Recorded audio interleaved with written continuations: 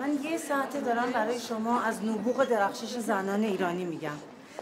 من میگم مریم میرزاخانی تو میشاه اینستاگرام. خانوم اصلا هرچی شما میگید درسته. همین مریم میرزاخانی که شما میگید خیلی خفن بوده، نابغه ریاضی بوده، بابا طرف اصلا روسری نداشت، فقط یه روسری کم داشت. خانوم پس فروغ فرخزاد چی؟ از فروغ و مریم میرزاخانی همین روسری نداشتنش رو دیدین؟ آقای لاریجانی اصلا اینو فراموش کنین. الان تماس بنده برای عرض دیگه ایه. حقیقتا من قصد دارم تو انتخابات این دوره از ریاست جمهوری شرکت کنم و روی کمک شما حساب ویژه باز کردم. بله. الو؟ الو؟ قطع شد. بنده می نویسم این هفته وزیر ارتباطات تشریف بیارم مجلس به علت شکایت‌های مردمی از پایین بودن کیفیت آنتنده‌ایشون یه کارت زرد بگیرم. باز شل گرفتین. ارتباطاتو؟ هی میگم از این روسریای شل و واشل برای من نگیرین. آخه این عکسه؟ این عکسه تو صحن علنی مجلس؟ مادر من شما اینو اینجوری نگاه نکن. این الان برازنده شماست. فقط شما داری الان عکس خامو میبینی. این اگه بعداً اصلاحیات بخوره و اینا درست میشه. نگران نباشین. شما مگه من اعتماد نکردم؟ برنامه‌های هفته آینده هماهنگ شده؟ بله. همشون؟ نه همشون که نه. یه جلسه وزیر با کمیسیون مونده که اونم انشالله هماهنگه. شما نگران نباشین. مهمترینش.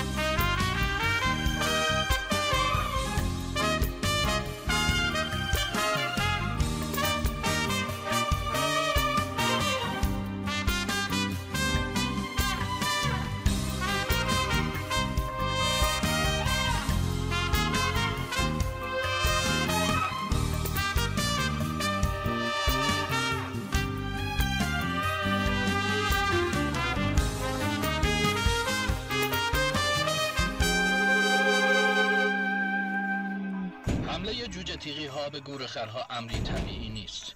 یک جوجه تیغی بالغ می تواند با یک پرتاب موفق یک گورخر بزرگ را از پای در بیاورد. اما در این میان گله شیرها به کمک گورخرها شتافتند. هجوم گروهی جوجه تیغی ها به منطقه باعث خراب شدن بافت گیاهی شده و سبزی را کاهش داده. تو دیگه کی هستی؟ من شیشه پاک کنم. وسایلت کو پس؟ وسایل چیز، من مسئول تشخیص این گرد و غبار رو پنجره هم، بعد همکارم میاد کف صافون میزنه تمیز میکنه. قربان رسیدی؟ اعلام موقعیت بفرمایید، نگران شدیم. میخواین رسیدین یه خبر بدین. بالا سرده باده. مأموری؟ نه من چیزم کامران جون، یعنی که همینجوری گفتم کامران. بهت میخوره قاسم باشی، درسته؟ قاسم آقاسم؟ قربان عجله کنین، هر لحظه شما داره کامران بیاد. بله. قربان بیسی قطع شد، شارژش انگار تموم شد. نکشین قربان، نکشین.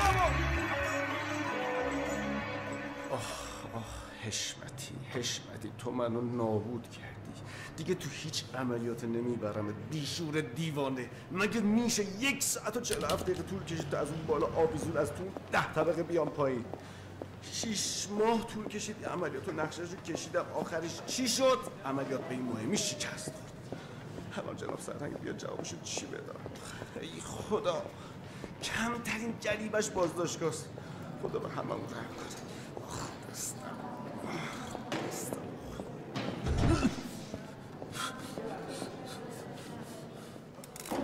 سرنگ از بالا تماس گرفتن، خیلی هم عصبانی بودن، گفتم باشون تماس بگیرید. جناب سرنگ سلام. بسیار خوب، شما بفرمایید. جناب سلام. هیچی گنجی زدی؟ قربان هیچی نگو. هیچی نگو. این چه قسم موسیقی برای خود ساختی؟ چیز نامحسوس بودم به خاطر اون. تا تحقیقات تکمیل بشه بازداشتگاه. قربان این دوربینای مداربسته خونه کامران خراب شده بود. 6 ماه تحقیقات و مراقبت و برای دوربین فکستانی به ما دادی؟ تقصیر ما که نبود، تو این تعقیب و گریز بود که ایشون یه دفعه به 500 میلیون دلاری که قرار با خودش از ایران ببره اون کجاست؟ اونو من درستش میکنم. حرف مفت نزن. برو لباس مسخره کرده جد بیار ببینم. بازداشتگاه. قربان جان مادرتون. جان کی؟ مادرتون. بازداشتگاه. شما چرا اینجا وایسادی؟ بری سر کارتون. بری سر کارتون. جاوید جان، قربان جاوید جان. چی شد؟ اولا به تو هیچ ربطی نداره، دوما هر وقت کاری پیشین رئیس گیر کرد جون مادرشو قسم میخوره. نه میگم اون سانحه انهدام الان چی میشه؟ چی دیگه؟ قرار شد 2 هفته وقت دادیم 500 میلیون دلار که پیش کامران است رو پیدا کنیم، وگرنه جفتمون والاشا زهرمار. کامران در واقع قبل از اون اتفاق با یک شرکتی در تماس بوده که طی تلاش‌ها و تفحص بنده به این نتیجه رسیدیم که اون شرکت مدلینگه. کارکنان و اعضای اون شرکت به شرح ذیل میباشند: مهتاب فرهمند مدیر عامل شرکت، محل سکونت لواسان قدیم، شهره صحرانورد آچار فرانسه شرکت، محل سکونت جردن، خدا، آیدا پهلوان و صحرا شیخ الاسلام که مانکن‌های اون شرکت هستند. و خب من با تو با 4 تا دختر چه غلطی بکنم؟ ما باید گازنبوری اونها رو بازداشت کنیم و طی یک بازجویی فنی ما اونها رو به زبون میارم. خفه شو. نه باید یه نفوذی پیدا کنی بری تو شرکت. من میرم که دوباره گاف بدی بری بگی کامران خونه نیست، بعد بریم ببینیم هست. داره؟ نه اصلا قرار نبود اونجا باشه. بیشور اگه اسلحه داشت خب منو کشته بود. قربان تا من اصلا اجازه نمیدم یه خال روی شما بیفته. یه خال حشمتی تو منو کبود کردی. قربان به من اجازه بدین اولین پرونده کاریمو تجربه کنم. به من رخصت بدین. برو بگو جهانگیری بیاد. برو بگو جهانگیری بیاد. قربان بازداشت شده به علت چندین مورد سوء استفاده از عنوان. خب بگو حشمتی. نه حشمتی نه، مهاجر. برو بگو مهاجر بیاد. به عنوان نفوذی در حال مهاجرت بازداشت شده. قربان فقط حشمتیت مونده. برو بگو همه بیان اینجا. دیگه بسه پاشو بیا. اصلا مگه میشه تو این مملکت که همه زن و ضعیفه و ناقص العقل میدونن زن رئیس جمهور بشه؟ خب به خاطر تغییر همین فکراست که من میخوام رئیس جمهور بشم. ماهی جان حتی شوخیش هم تن منو میلرزونه. باز اگه من یه همچین حرفی بزنم میگن زنه اینقدر ورزش کرده هورموناش جابجا شده. اما تو چی؟ استاد دانشگاه، تحصیل کرده، نماینده مجلس. عزیز من خدا جانم من میخوام خیلی از مشکلات رو حل کنم. خشونت علیه زنان، جلوگیری از کودک آزاری، جلوگیری از ازدواج اجباری، جلوگیری از بیسوادی زنا. حداقل من و تو 35 ساله که با هم رفیقیم، دیگه این خواهر میمونیم. یکم مطالعه کن قربونت برم. وقت نداری مطالعه کنی؟ لایو اینستا ببین، دوستای نابابتم بلاک کن. من خودم چند تا دوست ناباب داشتم، هار شده بودم، همش یقه مردا رو میگرفتم، حق و حقوق خودم رو میخواستم. آها اما وقتی سوشال فرندم 2 تا هایلایت در آورد توی موها، منو برد تور اروپا، همین قرقیزستان، افسار زندگیم اومد توی دستم. تو هم یاد بگیر، دست شوهرتو بگیر. حالا نمیگم مرد برو پاتایا رفتار پرخطر کن، آها، ولی برو استانبول. الان تمامه پاساژا آف 70 خورده. خدا تو این مملکت بالاخره یه زن باید رئیس جمهور بشه. خانوم رئیس جمهور، وقتی خواستی از این مملکت پاتو بذاری بیرون تو فرودگاه گفتن شوهرت ممنوع خروجت کرده. سازمان ملل چیه؟ وقتی وزیر وزرای خارجی خواستن بیان ایران و آقاتون فرمودن حق نداری با مردای غریب مراوده داشته باشی، اون وقت میخوای چی کار کنی؟ مشکل ما زنا اینه که خودمون رو قبول نداریم. پاشو ما زنا رو بعد نکن. پاشو برو حواسی تا انجام بده. پاشو عزیز من. سلام علیکم. سلام علیکم. خوش آمدید. این چه وضعیه راه انداختی تو دانشگاه دکتر؟ قراره یه سری بچه‌ها رو بفرستیم اردوی علمی سیاحتی. مشکلی پیش اومده؟ دخترا پسر؟ قاطی. خوبه. خیر سرمون اینجا دانشگاهست. پارتی که نگرفتیم. میخوای کلا دانشگاه رو تعطیل کنیم شما خیالت راحت بشه؟ لازم نکرده. شما علل حساب 10 تا از همین دخترا رو اخراج کن برن، همه چی خودش درست میشه. مشکل دانشگاه فقط دختران؟ پسرها ایرادی ندارن؟ شما اینا رو رد کن برن، پسرها همه سربزیر میشن. یوسف جان تو اینطوری سربزیر شدی؟ تو که تو همین دانشگاه درس خوندی، کنار کلی دختر. دکتر هاشمی، برادر من به خاطر 4 تا بچه قرتی همه چیزتو فدا نکن. بچه قرتی کدومه؟ اینا همه بچهای ما هستن. اینقدر این جمله‌های نخنما رو تحویل من نده. یه خودت وایسا نگاه کن. دختراتون که همش موهاشون تا اینجا با قیافای عجق وجق، پسراتون هم که زیر ابرو برداشته، گوش سوراخ کرده، آدم میاد اینجا خیال میکنه اومده آرایشگاه، نه دانشگاه. داره از یه نفر کتاب دستش باشه آقا. خب که چی؟ که چی؟ زدید مملکت داغون کردی. حرف دهنتو بفهم. باید یاد بگیری به بزرگترت احترام بذاری. برو بیرون. هر چی میکشیم از دست آدمایی مثل توه. این چیزی نبود که باید میگفتی آقای هاشمی.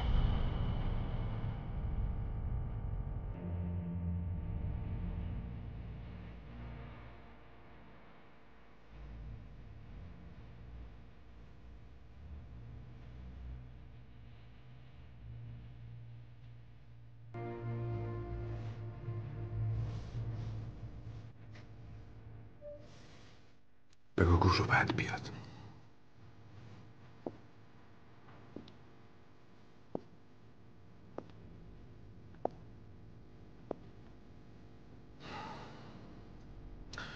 آذبی شما چرا؟ شما برو بیا چای بده نداره. چای بده بعد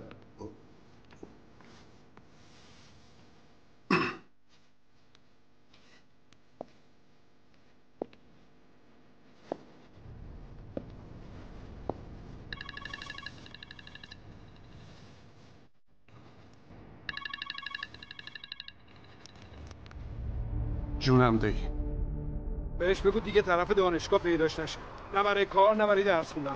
حکم اخراجش هم میزنم بیاد کارگزینی تحویل بده. چقدر کار خوبی کردی. یه 2 تا لیسانس یه فوق لیسانس بسش یاد میاد دنبال کار زندگیش دیگه. نه بهتر نیست اصلا. چی میگی آقای سلام؟ شما چی میگی داداش؟ بفهم.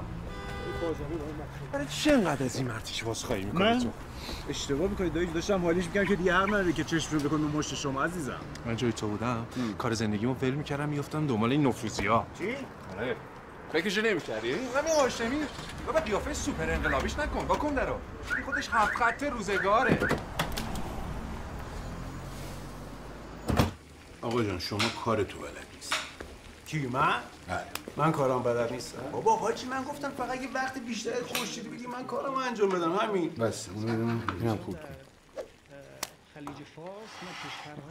ببین تو اگه استعفا بدی خیال کل فامیل رو راحت کردی. حاجی استعفا چیه بابا جون؟ من منظورم اینه که قبلا سالی ما یه دونه پرونده بود الان شده هفته‌ای. ما کی بگیره مجرما رو؟ کی بگیره؟ تو که بلد نیستی. مردای خونه خسته نباشین. شب جمعه ساعت 10 شبه ما مردا با خوشحالی مشغول انجام وظیفمون آشپزی هستیم. مامانمون کجاست؟ نمیدونم. راستی مامانت کجاست؟ اصلا خودت میدونی الان باید کجا باشی؟ بازداشتگاه. فردا دادگاه، بعدش هم زندان. اما الان کجایی؟ خونه. چیکار میکنی؟ هیچ. خیار میخوری. یلدی تلدی. حاج امیرم سلام داره خدمت شما. ببخشید زور داشتم حرف میزدم باهاتون، تلفن قطع شد دیگه، مصدق اوقات نشدم، گفتم شب باهاتون راحت صحبت کنم. میخواستم خدمتتون بگم همونجور که ظهرم گفتم من در این دوره از انتخابات ریاست جمهوری به عنوان نماینده جامعه زنان میخوام شرکت کنم و روی کمک شما حساب ویژه باز کردم. میخندین حاجا؟ چی میگی؟ چرا رجل که دیگه یعنی شخصیت سیاسی؟ نه حالا من اصلا به این کارا کار ندارم، ایشالله حل میشه. میخواستم ببینم میتونم روی کمک شما حساب باز کنم. الو الو الو قطع شد. قطع شد یا قطع کرد؟ قطع شد. زنگ زد. نه دکتر هاشمیه. الو سلام آقای دکتر. حاجی خیلی شرایط بدی شده. یه دست رو میزنی 10 تا دست دیگه میره سمت بیت المال. بعد یکی هم نیست بهشون بگه بابا جون یه دستی برده به بقیه هم برسه دیگه. گوش نمیکنن که نمی. جاوید نرو بابا جون من نرفتم پایین، همین تو همین محوطه دارم کار میکنم. مشکل این مملکت اختلاس نیست، مشکل فرهنگیه. بی بندوباری داره بیدار میکنه. یوسف جان نرو خیلی بالا پسرم. آقا تو بالا نیا، منم پایین نمیام. خوبه الان اینجا درسته؟ الان حاجی الان حال میکنی؟ آبجی اومد. امیدوارم این لطف شما رو بتونم یه جای جبران کنم. سلامت باشید. بله سلامت باشم. سلام برسونی خدمت حاج خانم. سلام دارن حاج آقا خدمت شما. بله خدا نگهدار. سلام. تو واقعا نمیفهمی موقعیت منو؟ سلام مایی جان. سلام. 2 ساعته با گردن کج دارم از هاشمی عذرخواهی میکنم. خب برای چی داری عذرخواهی میکنی مادر من؟ تا دختر و پسر تو دانشگاه ما قاطی باشن همین وضعه. همین وضعه اخراجت کرده با 1000 تا التماس گفته این ترم نبینمش. بعدم پسر من دارم دم از تساوی حقوق زنان و مردان میزنم. چی دیگه همیشه داری برای خودت میتازونی؟ جامعه یعنی اختلاط زن و مرد. آقای ابوبکر بغدادی برای چی متوجه نیستی؟ جامعه سالم یعنی مردا کار بکنن، زنان بشینن تو خونه خدمت رسانیشونو بکنن. آخه عزیزم دیدم با 110 تا سکه چه خدمت رسانی به تو کرد. نفهمیدم. تو دوباره واسه خودت دوختی؟ من باز شروع کردی ها. بعد دیگه چرا باش اینجوری حرف میزنی؟ داری شروع می‌کنی خجالتم نمی‌کشه. اونم یکی لنگه ای تو بود. بس دیگه تمومش کنیم. همیشه در داخل کشور ما قیمت گوشت چشم پدرجان من اصلا هیچی نمیگم. ای شما خودت برای تایید صلاحیت مامان چیکار کردی؟ تو اینو پرروش کردی. به تو چه؟ به من خیلی رفت. شما اینو چی کار داری؟ چی کاری که دخالت می‌کنی؟ ما خودش اینجا وایساده بخواد خودش حرف بزنه. وای اینجوری حرف نمیزنه. تمومش کن برو تو اتاقت. دستپخت شماست خانم. این وحشی رو ببر بیرون. بابانی پسرم برو بیرون. اون داره اینجوری میخواد به من داری میگی؟ برو دیگه. این طرف اونو میگیری. آبجی. حرف منو درست گوش نکردی. جانم جیه صحبتی بکن. احتمالا من چند روز دیگه بیفتم زندان. زندان؟ حاجی در جریان. زندان؟ بله. حالا درستش میکنه. نگران نباش. زندان؟ حبس. آقا جان برو دنبال اون دیگه اینجا. مامی جان اونو فراموش کن. گوشتو بده به من. شما امروز برای چی زنگ زدی آقای لاریجانی؟ همکار دوستم زنگ زدم داشتم باش حرف میزدم تلفن قطع شد. قطع شد؟ قطع کرد. قطع کرد؟ بله. نه قطع شد. چی کار داری میکنی ماهی؟ خطی نشون. کاری میکنم مامان تا آخر عمرش دیگه به سیاست فکر نکنه. صبر کن. چرا اینقدر قاطی تو آخه ها؟ همه زیر سر اون مایده وزه است دیگه. من میدونم. آروم بگیر عزیزم. بفرمایید. نوش جونت. این بچه ها نمیفهمن که حل مشکلات مملکت چقدر از آدم انرژی میبره. فکر میکنن تو شب و دیر میای خونه همش دنبال خاله بازی هست. اونا اینجوری فکر میکنن. بچه ها که نه. یوسف ماهده بچه هم از صبح تا شب که دنبال کارهای ستاده. بهتر نیست به جای اینکه دنبال کارهای ستاد و کارهای سیاسی که حالا همش هم وقت تلف کردن باشه جواب پسر سامت نوری رو بده؟ امیر جون تو رو خدا یوسف بچه بود نمیفهمیدی ازدواج مصلحتی سیاسی براش راه انداختی نتیجه شد این. خواهش میکنم بذار بچه ها برای آیندهشون برای زندگیشون خودشون تصمیم بگیرن. امیر اینقدرم جلو بچه ها به من تیکه ننداز. زشته. قرار ازم حمایت کنی که نمی کنی نکن. من خودم کارامو انجام میدم سنگ ننداز. من کی سنگ جلو پای تو انداختم؟ من به تو تیکه بندازم ماهی؟ اخم نکن. اصلا من میگم شاید یه حکمتی توشه که کسی ازت حمایت نمیکنه. مثلا چه حکمتی؟ اینکه خدا نمیخواد تو آلوده سیاست بشی. تو یه عمر آلوده سیاست بودی خدا خواسته بود؟ سالت بریزم برات؟ نمیخورم. تو هم مثل بقیه فکر میکنی چون من زنم نمیتونم. کجا داری میری ماهی؟ امیر، بالاخره توی این مملکت یه روزی یه زن باید رئیس جمهور بشه. اینو بکن این چی بیارم بخوری. حاضری برام یه کاری بکنی؟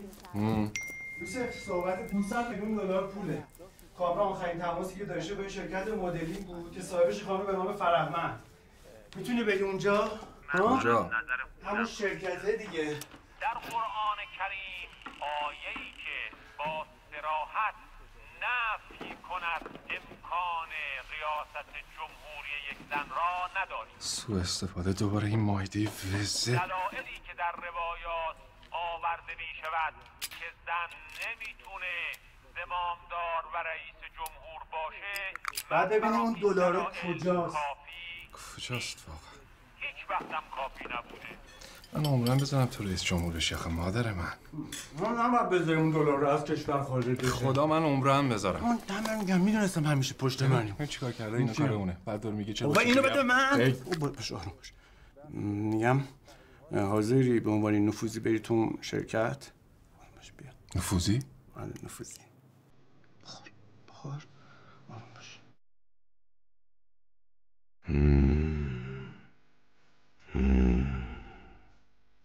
خوبه.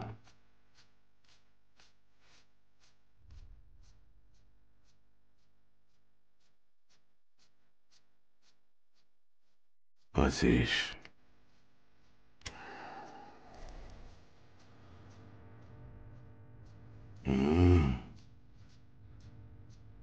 بلنشو بزر. چرا به حرف من گوش نمیده؟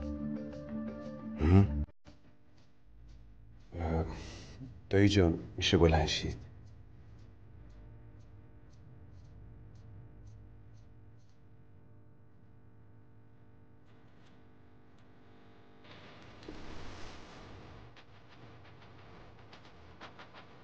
که دورم بزن دایی جون.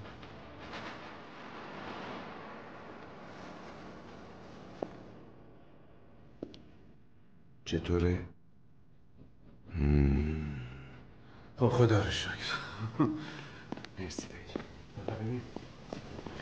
در جریان هستین که این آقا 48 تا خانم ما اخفال کردن، میلیاردی پولاشونو به جیب دادن. نگاه. حشمتی جان چی داری میگی بهشون؟ قربان ذکر خیره راجع به اون 48 پرونده بازش. 48 نبود 47 بود. تو 48 ما گیرش انداختیم. خب حالا رفت من با این مرتی که عوضی چیه؟ آها خب آقای شاپوری از حرفه‌ای این قضیه هستم و قرار شما رو جذاب که هستی جذاب ترت کنه دایی. جمع کنین بریم بابا. دایی ببین بس امنی من بود میگفت واسه رضای خود هر کاری میکنه. رضای خود اینه من برم بچه قرتی بشم؟ قرتی کدوم بیشور فهم میخوایم یه سری آپشن بذاریم بود کسی بهت شک نکنه. همین آپشن؟ دایی تو دیوونه شدی. جان یوسف زایم نکن. من این کاره نیستم. ماهی میگم تو هم یه دستی به سر رود بکشی بد نیستا. این حاج امیر بیچاره چه گناهی کرده تو رو 30 سال باید همین شکلی تحملت کنه. واه چشه مامانم به این خوبی؟ خوب که عالیه، اما اگه یه چند تا ژلی چیزی بزنه خاص میشه. ببین حاج امیر یه چرخی در سطح شهر بزنه رنگ و با رنگ واسش ریختن. بهت گفته باشم اون وقت میخوایی چیکار کنی؟ هیچی، ژل میزنم، 2 تا هایلایت توی مام در میارم، دست حاجی رو میگیرم میرم پاتایا حرکت پرخطر میکنم. اوف جون چه شیطون. امیر از اونجور مردا نیست. از کدوم جور مرداست؟ به من دیگه نگو مردا چطورین. من بعد از 7 تا سوشال فرند دیگه میدونم گلشون از چه جنسیه.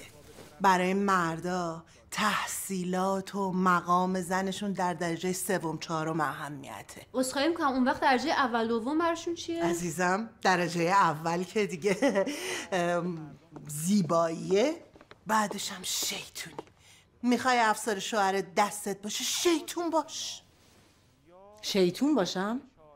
من میخوام رئیس جمهور بشم. ماهی مردای این مملکت رئیس جمهور زن نمیخوان. وقتشه که بخوان. بعد از جدایی از همسرت به خانم دیگه علاقه من شدی؟ شدم. چرا؟ عاشق شدم. البته خیلی طول کشید تا بتونم حاج خانومم فراموش کنم. چقدر طول کشید؟ خیلی یه 10 دقیقه. این حاج خانم که از پله‌های محضر داشت میرفت پایین، یه حاج خانمی اومد بالا، عاشقش شدم. اون تو الان خیلی وقت هست میخوام بهشون بگم اما نمیتونم. میترسی بهت نبگه؟ نه. چرا؟ تو خوبیای زیادی داری. با اخلاقی، با حیایی. چی؟ هیچی، یعنی اینکه من از هیچی نمیترسم. نه از تاریکی، نه از ارتفاع. بعد تیراندازیم هم خیلی خوبه. آفرین. در ضمن من میتونم یه 2 دقیقه نفسم زیر آب نگه دارم. اونو بکش پایین. بکش پایین. بله. همسر سابق تو خلوتتون چی صدا میکردی؟ مثلا عشقم، گلم، عزیزم، قشنگم. حاج خانومم البته یه جوری با احساس و با محبت میگفتم، خوشش میومد. بعد به این یکی حاج خانوم که بهش علاقه داری چجور میخوای ابرازش کنی؟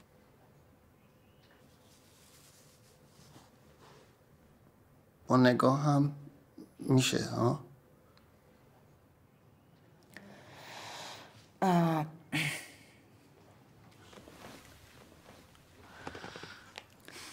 قبل از اینکه خیلی دیر بشه بهش بگو دوستش داری.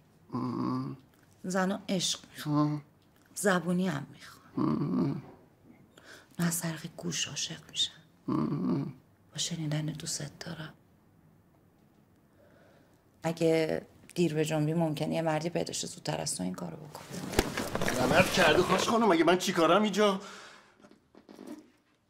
جناب سرکرد من نمیفهمم شما بعد از این همه وقت چرا نمیتونی به من بگی خانم دکتر؟ حاج خانم خودتون میدونی که من همه رو همون حاج خانم صدا میکنم. خب دست نکن. چی کار کنم؟ پاشو گلدونتو انتخاب کن، برو به کار زندگیت برس.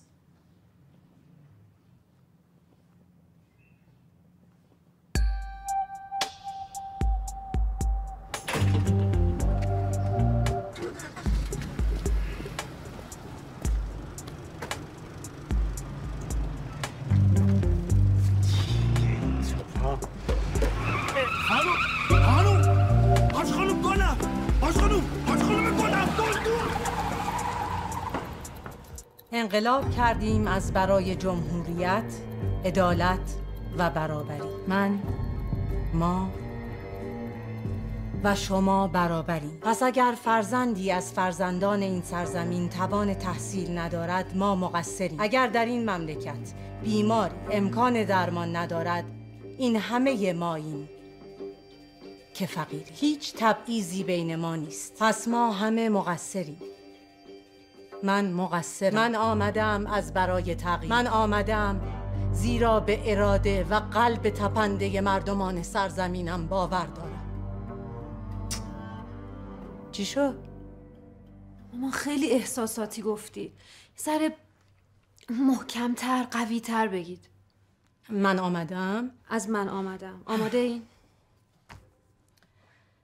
بریم. بسیار بزرگی به شما میاد. راکیتیچی که بهترین بازیکن کرواسی بود در طول مسابقات. ماهونت کجاست؟ سوباشیچ هم که تو زمین بازی. به مزه نریز. الان وقتش نیست. زنگ بزن ببین کجاست. تر میشه چه وضعیتی اونجا به وجود اومده. شاید یه دونه چسب بیارم برای افرادی که اونجا حضور دارن تا بیش از این خیس نشن. جسارته آقا، جسارته. به نظرم شما زود چاگوشه تشک و بوسیدین اومدین کنار. 2 دفعه پیچیدیم به بازی، نتیجه شد 2 تا بچه. یه بار بیا گوش کن. آهنگ پیشواز مامانو ببینیم چی گذاشتن. کار مائده وزه است. نمیدونم ریاست جمهوری کجا بود یه دفعه افتاد تو دامن زندگی ما. تقصیر شما هم هست دیگه، قبول کنی. به نظرم الان وقتشه دوباره برگردین تو بازی.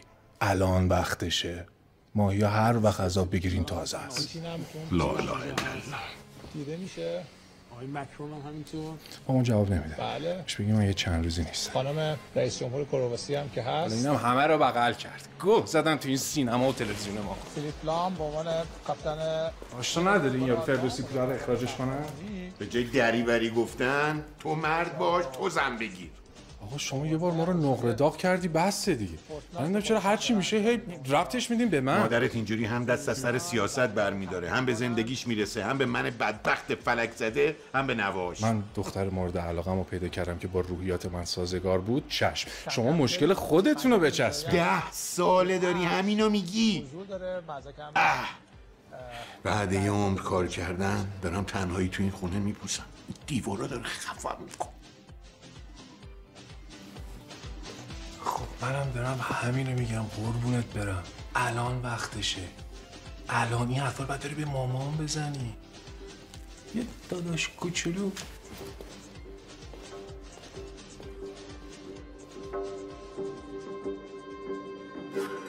مامان خیلی خوب بود. عالی بودی. خوب شد؟ واقعا خیلی تاثیرگذار بود. خب من یه پیشنهاد دیگه هم دارم. بفرمایید.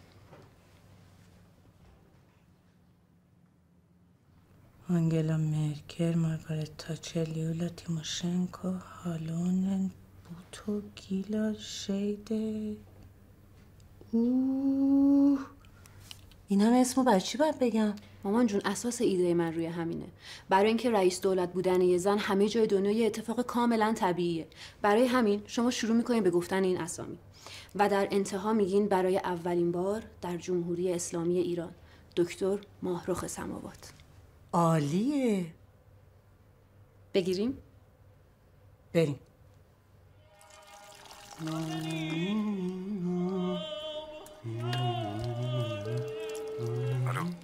الو یوسف. الو دایی. چطوری دایی جان؟ خوبی؟ خوبم بگو. ببین من آمار گرفتم امروز گفتن اگه 500 میلیون دلار پیدا نشه باید بیفتی زندان تا حبس ابد تا آخر عمر و اینا. حالا اب نداره، حالا زندانم حالا خوبیه خودشو داره، اما فقط بدون که دایید اینجا به بعد دیگه باید تو اتاق ملاقات تو شیشه پشت شیشه با هم حرف بزنیم. پیدا میشه انشالله. چه ساعت اینجوری میکنی؟ نه هیچی، دارم گریه میکنم دایی جون. دلم برات تنگ میشه یوسف. دلم برات تنگ میشه یوسف. الو کره خر دارم صحبت میکنم واسه چی قطع میکنی؟ دارم زجه موره میزنم گریه میکنم بعد من قطع میکنی، یعنی اصلا بعد مهم نیست؟ شور اینم از این.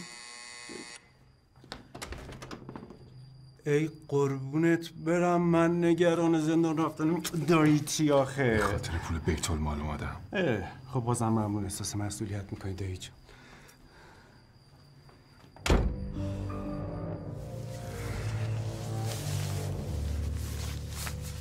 یه صورتی برات درست بکنم بفهمی تو الان چه آپشنایی داشتی استفاده نکردی. دایی جون ازش نترسی، این قیافش اینجوری هم من بهش اطمینان کامل دارم. چشاتو ببنم.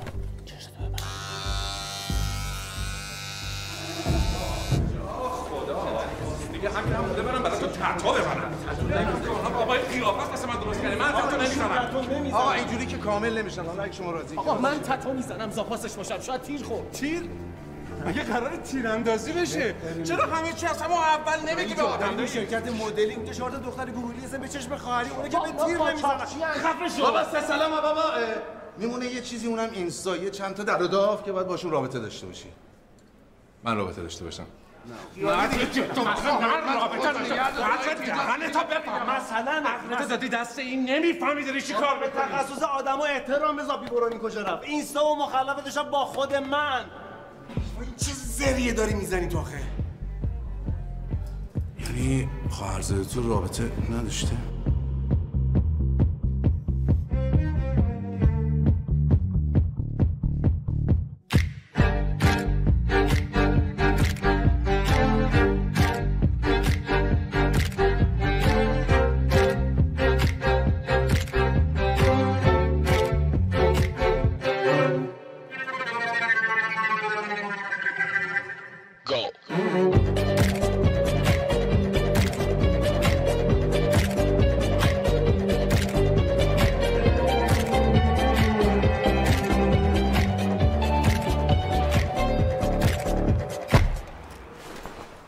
شد؟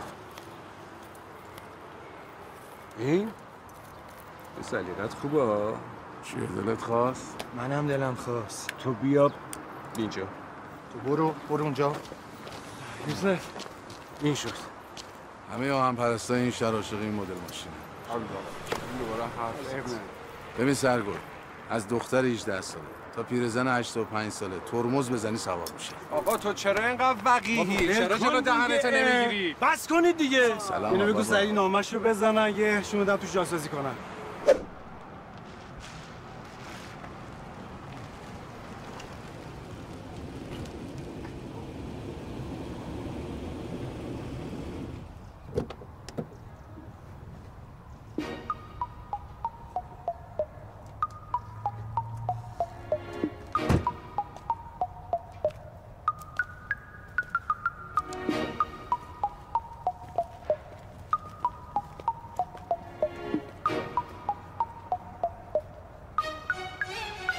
آیده خیلی تکون نخوریم گلا میریزه.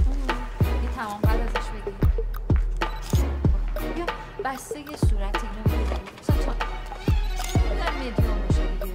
نمیخوام تمام قد از این باشه. خوبه. برم سیتون. ببین سر چشماتو باز کن. این پروانه باز بشه. نه لباتو قنچه نمیگه. آها خیلی خوب. خودت دستتو باز کن. خیلی یه دست شدی. آره میخوای اینا آره یه فیگور آره عالی آره. یا حضرت عباس.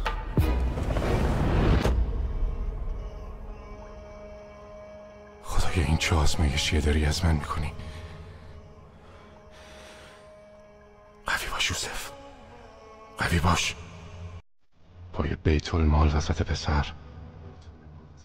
خدای خودت کمکم کن. قوی باش.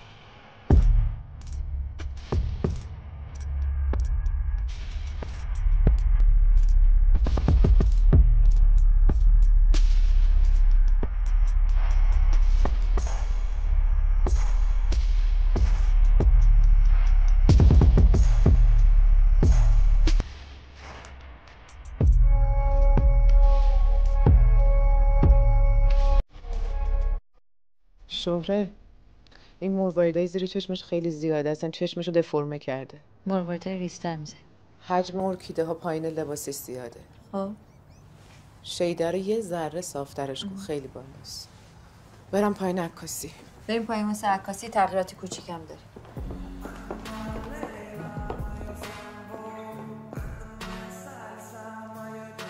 بهار بودم از مرده شدم. من قشنگ آریز شدم. شورت صبح 5 دقیقه هستم بشینم. این کار همینه، سختی خودش شده. چیه جو؟ بفرمون. سلام. لباسای این بچه‌ها رو در مریم جلوی این 2 نفر عکس بگیر. سلام. خانم من اومدم مانکن بشم. شنیدم شما مانکن احتیاج دارین. شما قبلا جای مانکن بودین؟ نه خیر. خب بچه‌ها بهتون یه فرم میدم پر می‌کنی، چند تا عکس هم باید ازتون بگیرن. الان زمان داری؟ بله. ببخشید فقط من قبلش میتونم خانم فرهمند رئیس شرکت رو ببینم؟ بله فقط اولیشون باید عکساتون رو ببینن تایید کنن بعد. بچه‌ها ازش عکس بگیرین، صورتش هم میکاپ لازم داره. دستکشتون هم افتاد. ببخشید خیلی زیباست. من از این طرح‌های خیلی ست، حاشیه‌دار، سنتی، اسلیمی، خطایی اینا دوست ندارم. نه حالا خانم دکتر سنتی که الان برای شما خوبه. اصلا تو چرا مدل خودتو نمیگردی؟ هم کت شلوار. بله کت شلوار. خیلی هم عالیه. مدرن، امروزی، قشنگ. رنگش هم یه ذره رنگای شیک‌تر. من خودم عاشق رنگم. صورتی، قرمز، بنفش، اصلا ارغوانی که قوقا میکنه. ببین همچین یکم ریز روش پولک و منجوق و اینا هم بپاشین خیلی قشنگه. تمنا میکنم واقعا. صورتی منجوق ملیله‌ای. ما میخوایم بریم دیدار با مسئولین. اجازه بدین من یه سری طرح جدید بزنم بفرستم برای مائده جون. هر کدومو که دوست داشتین میریم برای دوختش. بله عالی میشه. خانم دکتر یه لحظه.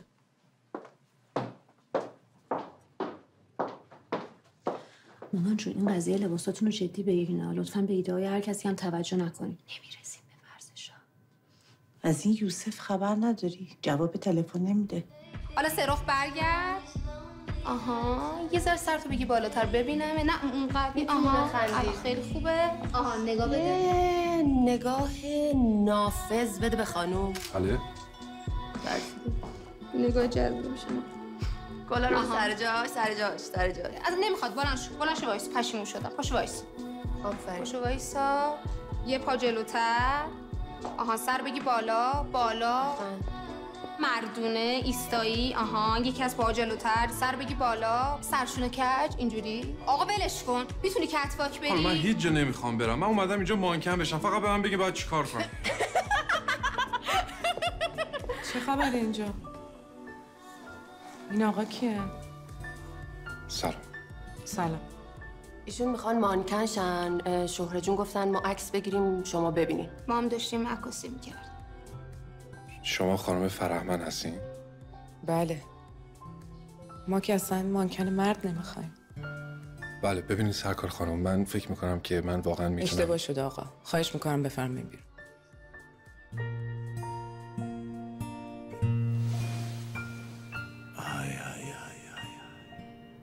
زنها وقتی چپشون پره مرد رو آدم حساب نمیکنن.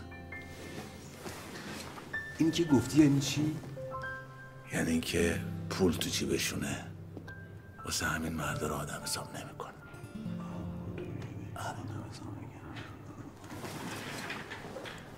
دایی شوخی نیست. صحبت میلیون ها دلار. دیگه دایی دیگه چیکار کنم؟ یه بار رفتم اونجا دیدی که نشد. اصلا نمیدونم تو چشای اینا نگاه کنم.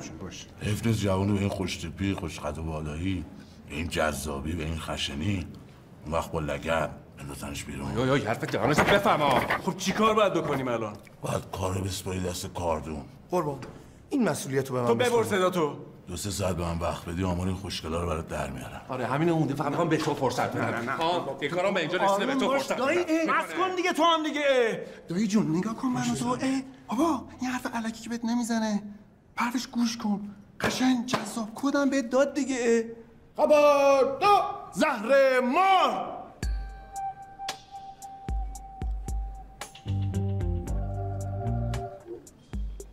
اینجا چه خبره؟ این چه مزخرفی رو دست میز؟ نه این چیز مجاز قربان. همه چی تحت کنترل. بله مجازه. یک مجازی نشون تو بدم کیف کنی. ببین من کاری ندارم. 4 روزت رفت. فقط 10 روز مونده.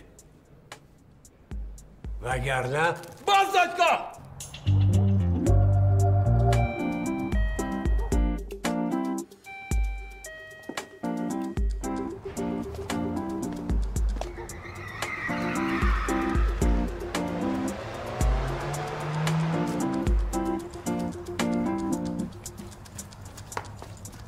خانم فرهمن.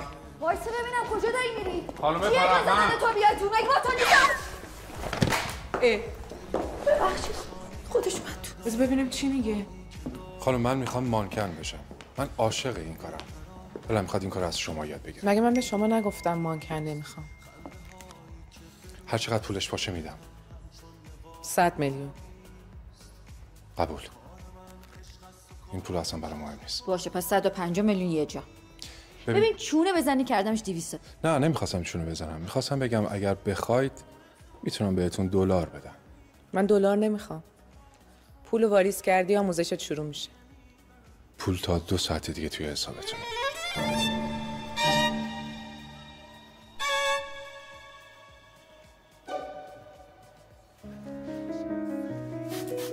خانم‌ها از سورپرایز خیلی خوششون میاد. حاج خانمی که تو ازش خوشت میاد چی دوست داره؟ گل؟ آفرین. خانم‌ها از گل خیلی خوششون میاد.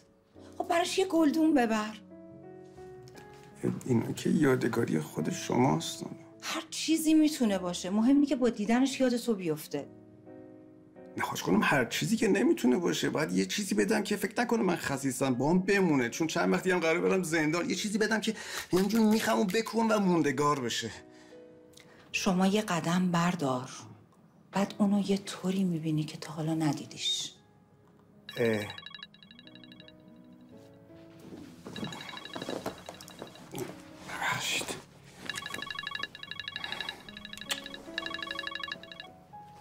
خب من فکر کنم چون حاج خانومم چپش پر بود، یعنی ببخشید چون دستش به جیبش میرسید واسه همین از من جدا شد. چند بار بهش گفتی دوستش داری؟ خیلی.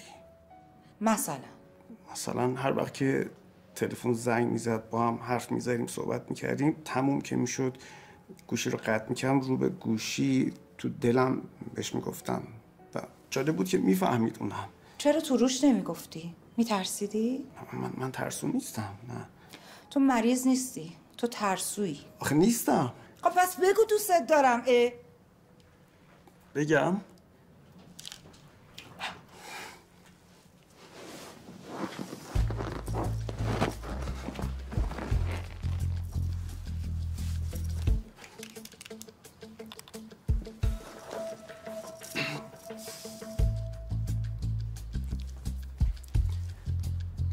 بس من یه گلدون برمیدارم. نه دست به گلدونای من نمیزنی. این گلدونا مال آدمای ترسو نیست. هر وقت تونستی که حرف دلتو بزنی برگرد اینجا. حاج خانم آخه من حاج خانم نیستم. من خانم دکترم، اسمم هم نازنینه. روشنه؟ بفرمایید. بفرمایید.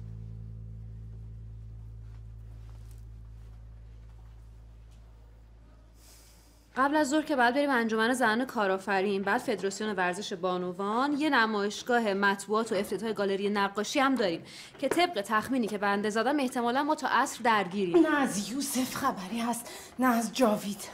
نگرانم. عجیبه. مردا بی خیالم. مادر من دایی ما که تکلیفش مشخصه. اون ابوبکر بغدادی هم که دوست داشت. سلام عزیزم. خسته نباشی. سلام حاج آقا. سلام بابا. سلام حاج آقا. به به خوش اومدین. خوبی؟ سلام ماده خانم. خوبین؟ حاجی ول کردی استایل ها. این استایل قبلی نیست. دیگه فشار زندگیه دیگه. شما یه دوره فشرده بیا پیش خودم، البته آنلاین، برات میگردونم به همون روزای اوج. خدا خانم اگه اجازه بدین من میخواستم چند کلمه با خانم دکتر خصوصی صحبت کنم. خب حرف بزنیم. من نشستم اینجا دارم میوه‌مو میخورم، وسط ورزش نمیشه قطعش کرد. شما با مائده بریم بیرون میوه‌تو بخور، من به ورزشم ادامه میدم. خدا جون بفرمایید. ببخشید. بفرمایید. نوشه جان. یوسف تلفنمو جواب نمیده امیر. با من در تماسه، نگران نباش. تقدیم به شما با عشق. این طرفا؟ اومدم به زنم سر بزنم، حالشو بپرسم. ممنون. ببین ماهی عزیز دلم، من همه جوره حاضرم کمکت کنم. ممنون. ولی من خودم کارامو پیش میبرم. از این به بعدم خواستی بیایی یه خبر بده، شاید من نتونم ببینمت. هنوز رئیس جمهور نشدی، برای دیدنت باید وقت گرفت. رئیس جمهور بشی چی کار باید بکنی؟ اصلا شبا میای خونه؟ اصلا تو رئیس جمهور بشی کی برای ما غذا درست کنه؟ خودت یا آشپز ریاست جمهوری؟ پسرم وقتی 7-8 سالم بود نمیدونستم دوست داشتن چیه، چه جوریه. فقط میدونستم تو که میای تو کوچه منم بعد پشتت بودم بیام. خواهشاً خرابش نکن.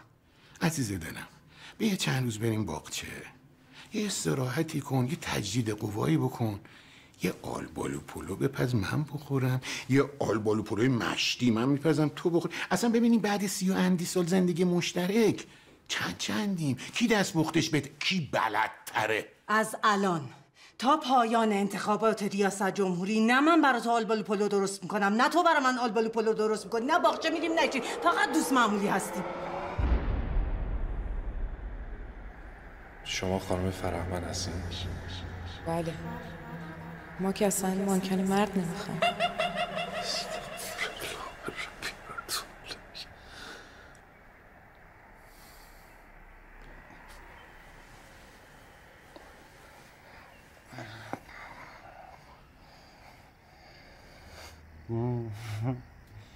چه دوست داری؟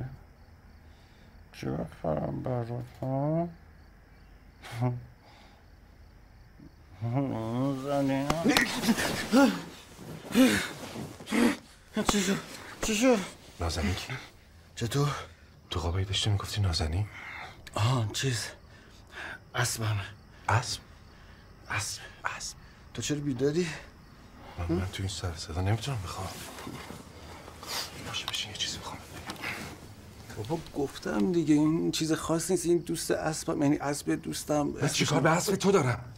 دایی من اون دخترها شرکت مدلینگ خوبه که جون دایی دارم روی آخرتم ریسک میکنم. خدا ازت قبول کنه دایی جون. من هم دارم رو دنیا و آخرت هم ریسک میکنم. ببین دایی این خانم از سوپرس خوش اومد. یه چیزی باشه که بهشون بتونی نزدیک بشی. الان برو 2 تا قرص خواب بری بخوایم. بابا داشتم خواب میدیدم، خواب نازنین. اسب اسب خودم خست میکنم. بذار بخوابیم. بشمار زن بلاس زن بلاس زن بلاس تا کی باید بریم؟ زن بلاس 11 زن بلاس 12 زن بلاس 13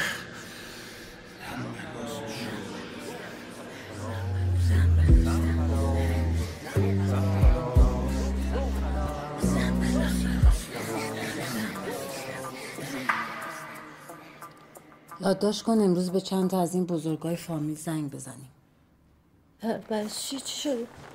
میخوام بهشون بگم تا وقتی این پروسه تایید صلاحیت من تو ریاست جمهوری کامل نشده نکنه کسی دست از پاش خطا کنه. دوباره درستش کن. نگران نیستم، اینقدر نگران نباش. خودم میدونم باید چیکار کنم. خب خدا رو شکر. افتاد جلو. کجا داری میره؟ داره همینطور میره. میگم کجا داری میره؟ حشمتی قربان داره میره توی صرافی. ببین فقط مراقب باش تو رو نبیندت. یه جا وایس این از صرافی اومد بیرون، میری اونجا ببین چی کار داشته دقیقاً. خب دیگه هم به من زنگ نزن الان لطفاً.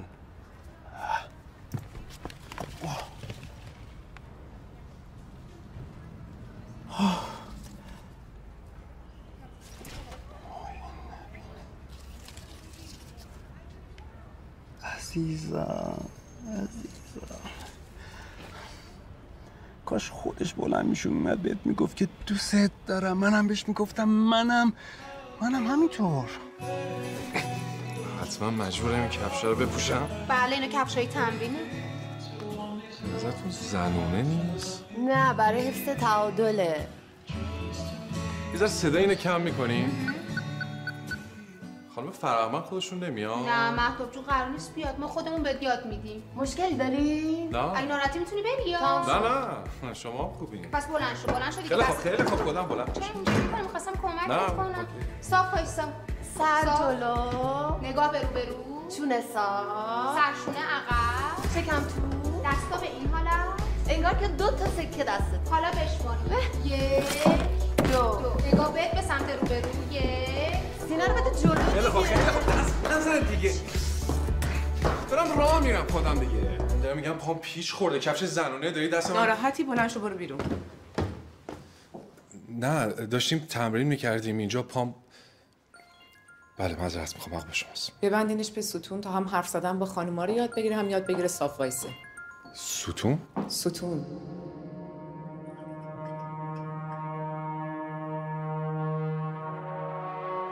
لعنت.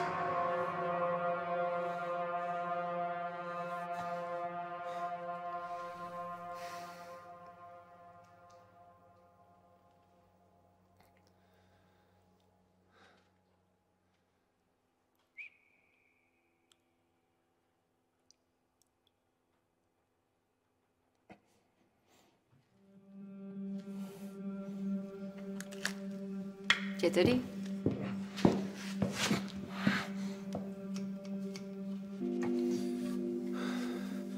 سخته. مانکن شدن کار راحتی نیست. یه کلاهبرداری، یه نامرد کلاهبرداری. حشمتی اساسا پیش همه اینا رو میکنه. آقا عزیز من آقا رام کردن این پلنگ کاری نامرد دروغ بگی. دایی جان نکن آروم باش. غلط میدی. یوسف جون مادرت دایی جان اونو نه خواهش میکنم. خبردار زهر مار. سیگاری هم که شدی ها؟ سیگار رو تو محیط بسته ها؟ 6 از 14 کم کنی چند میشه؟ 8 8 روز دیگه بازداشت. اینستاشون لایک میکنه؟ نه لاک نمیکنه. چطور مگه؟ چی دیگه؟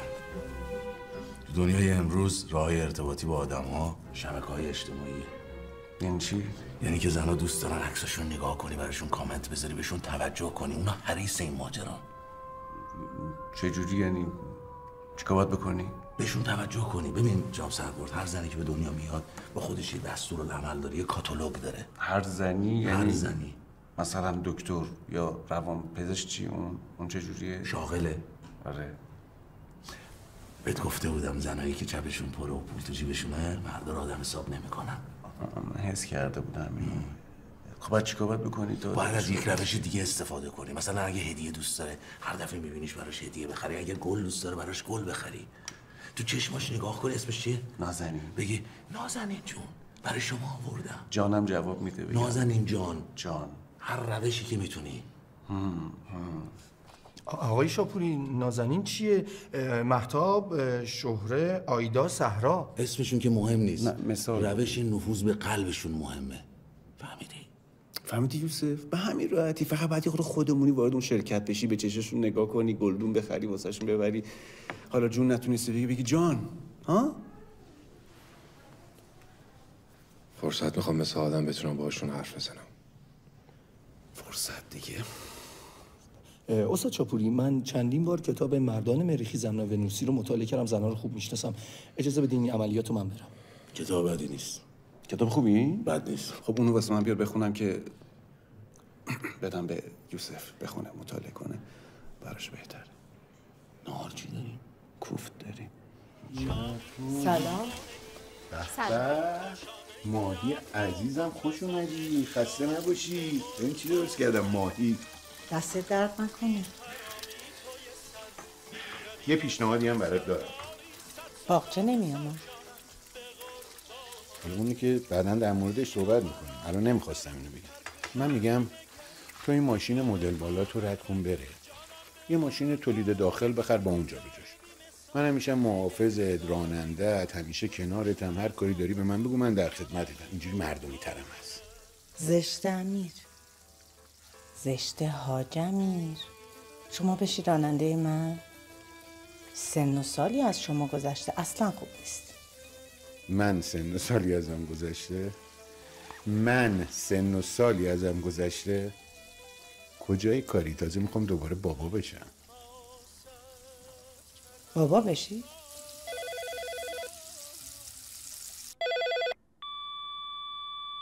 سلام آقای اسلام آباد. نازنین مجد هستم. به موبایلتون زنگ زدم جواب ندادین. خواستم بگم وقتی تو جلوی در مطب میاین و تو نمیاین یعنی یا به ترساتون غلبه نکردین یا به من اعتماد ندارین. قطع نکن الان میام عزیزم. برای بار چندم میگم شما مریض نیستین. تو کی اومدی ها؟ شما ترسو. واقعا متاسفم.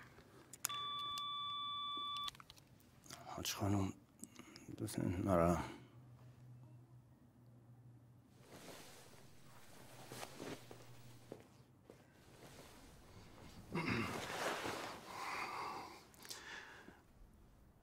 خوبی دایی جان؟ اسبت بود نه؟ از اون برای چه خبر؟ راهکار این یارو شاپور به هیچ جا نمیرسی. این دخترها رسما هارن. من تازه فهمیدم چرا نمیتونی از دخترها حرف بکشی. تمرین نمیکنی، میری اونجا میبینیشون هول میشی میترسی عزیزم. من میترسم؟ آره دیگه. من میترسم؟ من فقط میخوام خودم باشم. همین. بابا دیگه از دخترها میترسی. تابلو دیگه بین خودمون میدونیم دیگه. میترسی میری اونجا میبینیشون حرف زدن نمیاد. به ترست غلبه کن عزیزم. به زن جماعت رو بدی سوارت میشه.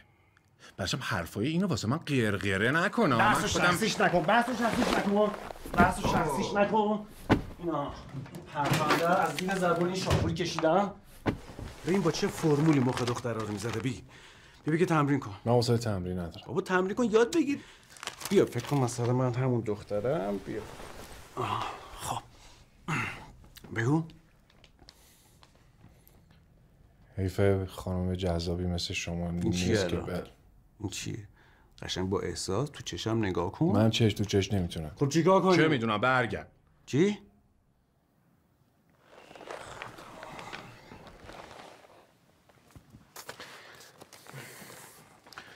شروع کن. حیف خانم جذابی مثل شما نیست که چیه؟ بخواد چیه نکن اینجا. چرا اینجوری میخونی؟ از روش نخون، با احساس بگو دیگه. دوباره شروع کن. حیف خانم جذابی مثل شما نیست که بخواد بقیه عمرشو به تنهایی.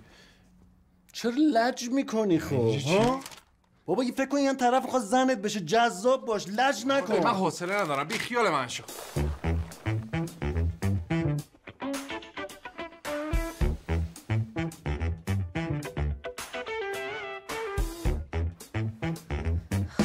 باشه حاجی، حق داری شما. هرچی شما بگی. قربونت برم، تو قالی کرمون منی، طاووس منی، جایگاه زن عرش اعلاست. مادر رو که دیگه اصلا نگو، آسمون هفتم جاشه. الان یه کوچولو بغلت باشه مردمم بیشتر بهت اعتماد. اصلا این نماینده های مجلس اروپا رو ببین، همشون با نوزاداشون میان مجلس. باشه قبول. الهی من قربونت برم. الان که نه، پس میریم سر فرصت پرورشگاه، 4 تا 5 تا هر چند تا که شما خواستی میاریم. ماشاءالله ما خودمون میتونیم انشالله. میدونم ماشاءالله، ولی من باید بنیه و انرژیمو نگه دارم برای ریاست جمهوری. بیا یه کار جدید بکنیم. از اینجا شروع کن یوسف. من یکی از دوستام یه برند لازم آرایش داره که دلار داشته باشی میتونیم نمایندگیشو بگیریم. شوره جون. پارو شدی شوره جون؟ باهاشون راجع به چیزای گرون حرف بزن، مثل ماشین. آره فرهمند جان، این ماشین به درد شما نمیخوره. من یه رفیق دارم داره جمع جور میکنه از ایران مهاجرت بکنه، یه پرش داره بی‌نظیر. دلار داشته باشیم میتونم به قیمت پایین براتون بخرم. من نه پرش میخوام نه دلار دارم. شوخی سریع‌ترین راه نفوذ به زن هاست. باشون بگو، باشون بخند، ببرشون کافی شاپ. تو کی هستی که من پاشم باد بیام کافه؟ به منم مسیج زده ایکبیری. آدم همزمان به 3 تا خانم محترم با هم پیشنهاد میده، بیورزه. یوسف خودتو جهاجیر کن پسر. آخر این ماه کتواکو یاد میگیری. بعدش هم آداب معاشرت درست با خانم‌ها رو یاد میدم. باید جلوشون به ارزشات پایبند باشی. باور کنین من هم مثل شما به ارزشات پایبندم. ستون. چرا؟ یه کاری کن فکر کنن شبیه خودشونی.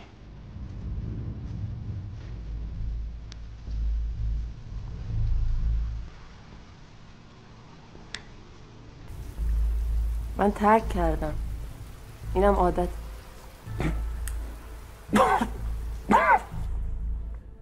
دنبال یه چیز مشترک باشون باش. من تصمیم گرفتم که گیاهخوار بشم.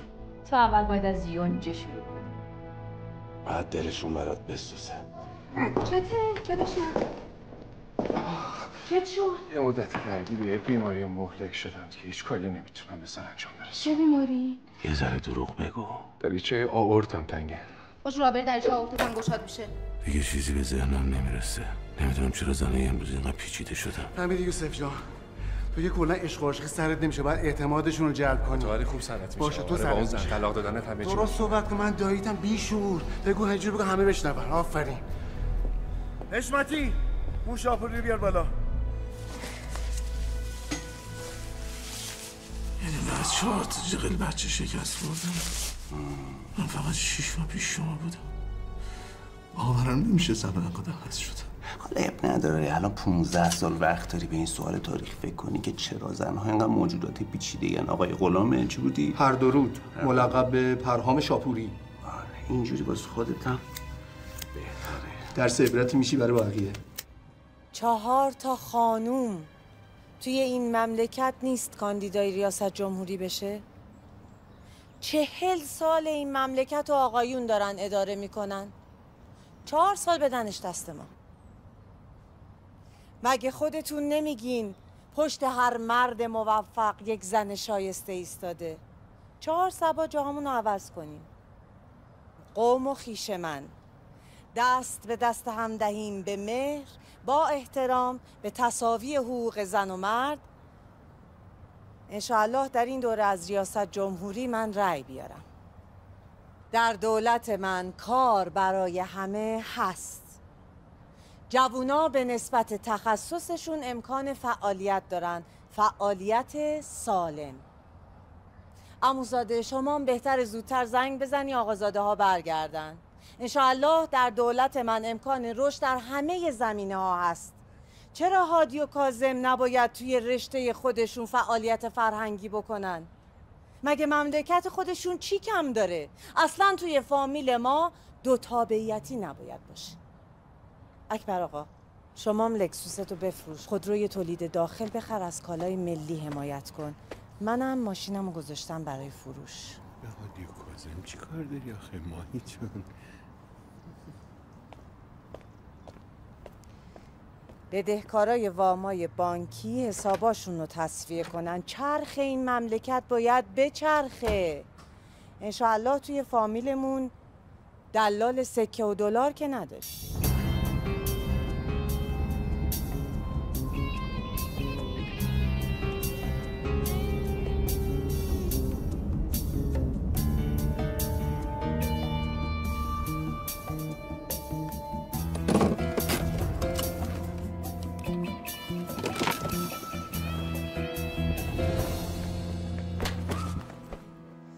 چرا پسر مردمو زدی؟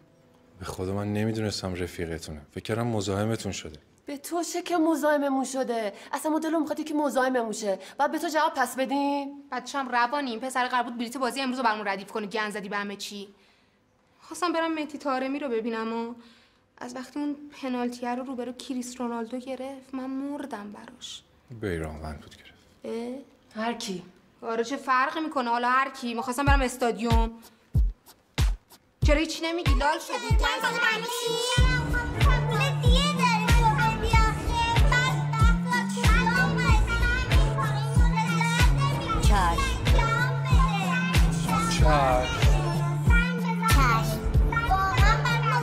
چشم.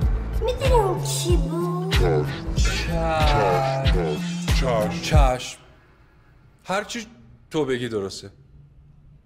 من خودم الان براتون بلیط جور میکنم. واقعا؟ آره.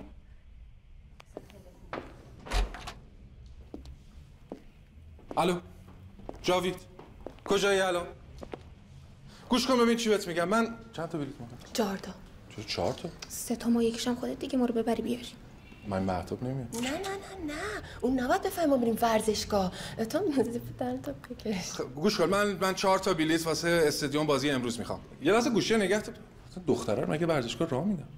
اون راهشو خوب بلدی.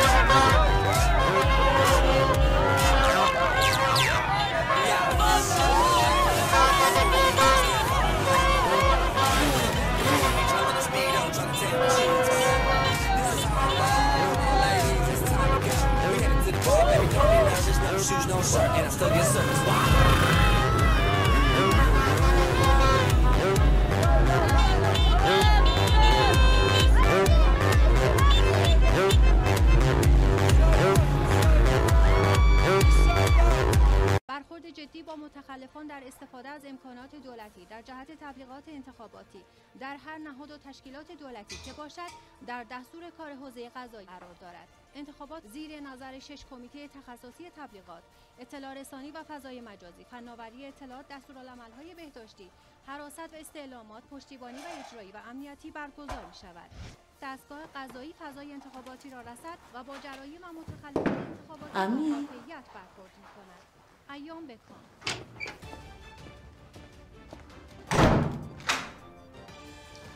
مامان دوستم الان زنگ زد گفت یه سوژه خیلی خوب پیدا کرده برای فیلم انتخاباتی شما. من میرم آمارشو در بیارم. خداحافظ.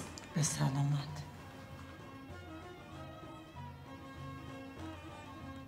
دست نکن. برو جواب این دل دیوونه رو بهش بده. بروش بفهمون که تو میتونی. اصلا داره خودش میاد اینجا. داره میاد. نه من نمیتونم.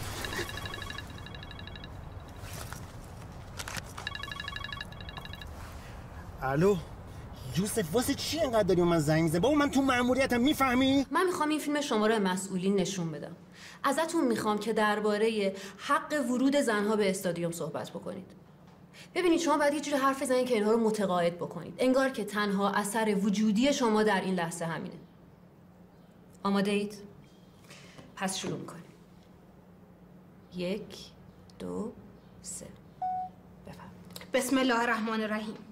با عرض سلام و خسته نباشید خدمت شما به همکاران عزیزتون و ضمن عرض تسلیت به مسئولین زحمتکش کشور. به نظر ما هم تصمیم عدم ورود بانوان به ورزشگاه کاملا صحیح می باشد. 100%. چون ما زنها تو جاهای شلوغ که مرد زیاده چیز میشیم،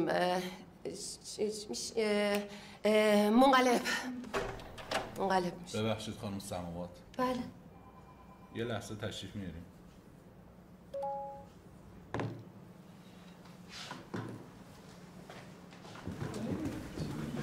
سلام رئیس. خوبی؟ چطوری؟ شما اینجا چیکار می‌کنین؟ این گوشی آنتن داره؟ چطور؟ بده گوشی تو. باید می‌خوام زنگ بزنم آنتن نره گوشی. بازش کن. گالری کدومه؟ گالری چیه؟ شما تماس داری تو رو. هیچی نگو. همینه. زب گوشیت مورد امنیتی داره. تو رو خدا برام مامان. هیچی نگو. یه بار دیگه حرف بزنی به قول میگم که از اسمش داری سوء استفاده میری جایی که نباید بری. چه کار احمقانه‌ای بود کردی؟ شما برای چی اومدین؟ چیز خاصی نشده؟ شهره به من زنگ زد گفت که گرفتنمون سند برداشتم اومدم اینجا. کجا الان؟ اینها خدا رو شکر اومدم. خدا رو 100,000 مرتبه شکر تموم شد. گفتم چیز خاصی نیست. این چه قیافه‌ایه؟ واقعا براتون متاسفم. یعنی نمیشه شماها رو یه نصف روز تنها گذاشت؟ چجوری آزادتون کردن؟ تعهد گرفتن ازتون؟ یه تعهد کوچولو دادیم، بعدش هم اون خانمم ازمون فیلم گرفت. فیلم گرفت؟ وایسا ببینم.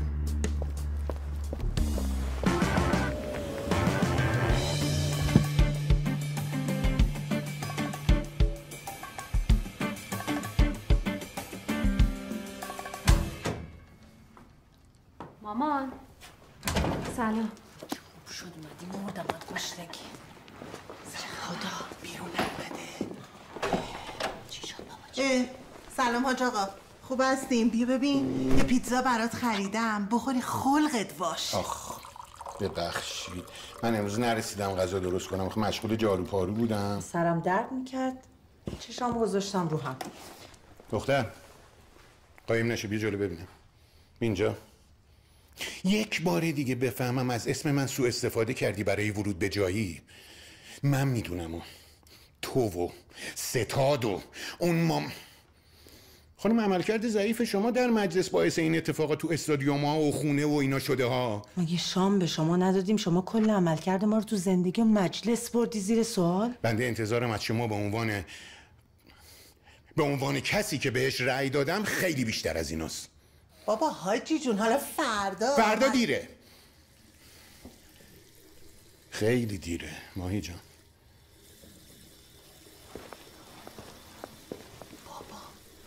یه آلبالو پولو بپس بده به این تنظیماتش به هم خورده. خودت هم فرداش برو مجلس طوفان بپا کن. شما کجا بودی که بابات خبر داره؟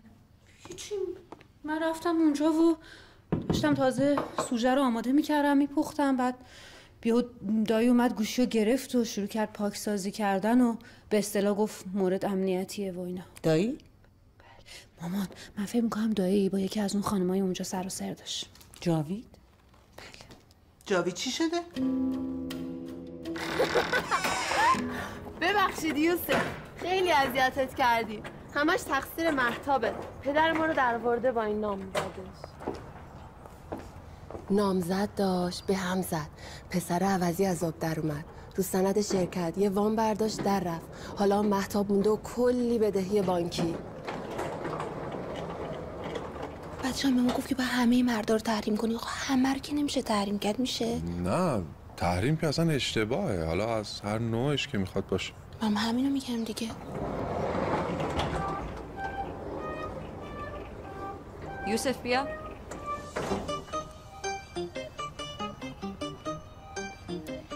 امشب باید با هم بریم یه جایی. کجا؟ یه آقای محترم هیچ وقت از یه خانم سوال نمیپرسه، فقط میگه چشم. چشم. امروز خیلی خوب شدی. ببین من از همه زین نیستم، من زن زندگیم. شماره خصوصی منو داری؟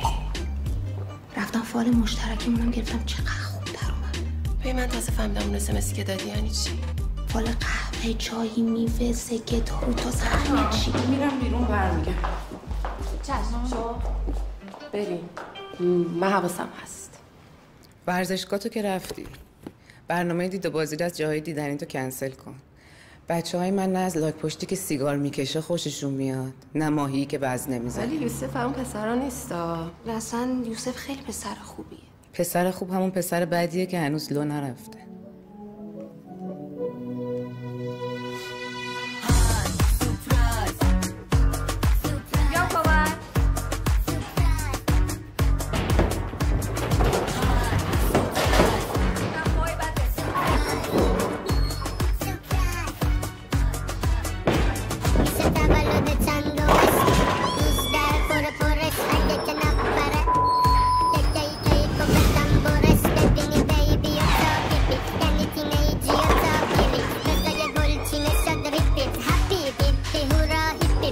یوسف یه دست دیگه بزنیم. تو قشنگ معلومه واسه زندگی هیچ برنامه‌ای نداری یا؟ تو میبازی خیلی جذاب میشی. تو اون شرکت چیکار می‌کنی؟ من تو اون شرکت دنبال شوهر میگردم.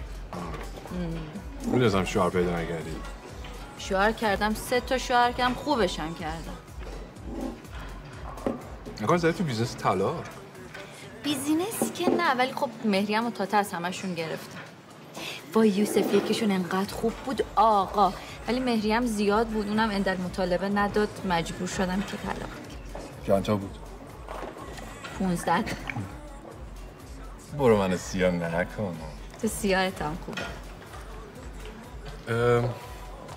خواستم بگم که اگر بیزنس زمین دوست نداری من تو رو دوست دارم.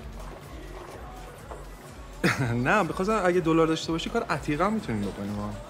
عتیقه فقط خودت یوسف جون. اینو بخون یوسف، موجودی منه. رفت 500؟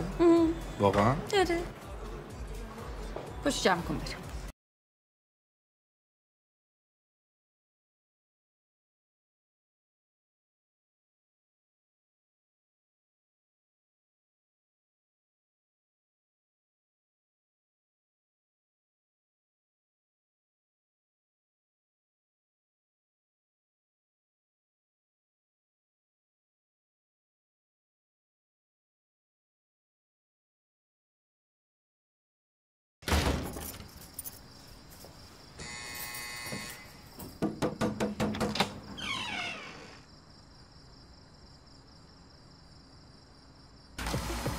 در واقع اینجا خونه آبا و اجدادی ماست.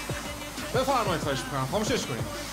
معرفی میکنم کرم از قدیم از بچگی کارگر خونه ما بوده. کرم اینا خاموشش کن. لالم هست. بنده خدا کلن لاله. خاموشش کنید. خانم مهتاب فرهمند از بزرگان عرصه مدلینگ و تبلیغات امشب افتخار دادن تشریف آوردن پیش ما. نه چی کار میکنی؟ درست میگه. کرم به این نکته اشاره داره که ای کاش زودتر خبر داده بودین، تدارک میدیدین براتون. بس میگه برو 2 تا شیرماز وی آی پی بیار. من راستش من به خاطر اینکه خونه خودمو داشتم نقاشی میکردم گفتم به جای اینکه برم هتل بیام شکرم اینم با این بعض حالش. شما اینجا تو کی هستی که بچه‌های منو با خودت میبری این ور اون ور؟ توضیح بده.